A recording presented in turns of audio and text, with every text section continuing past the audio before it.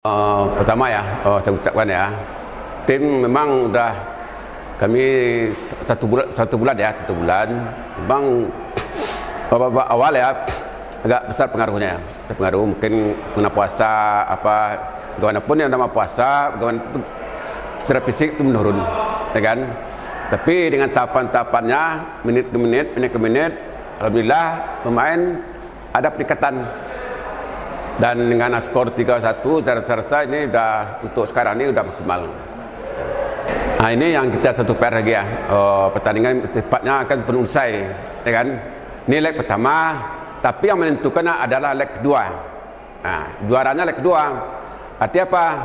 Kita lebih fokus untuk partai leg kedua ini.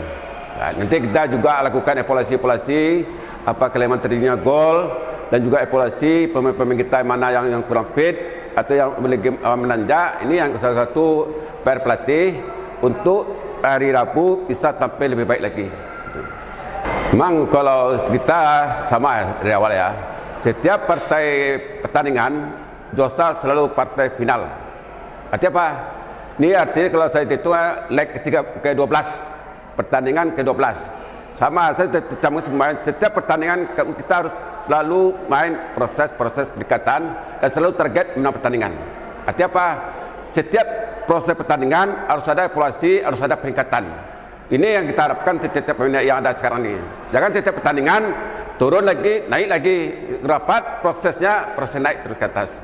Dan kita jangan nengok hasil 3-1 hari ini, tapi yang kita perhatikan di mana hari Rabu itu peningkatan permainan yang kita harapkan ini. Itu.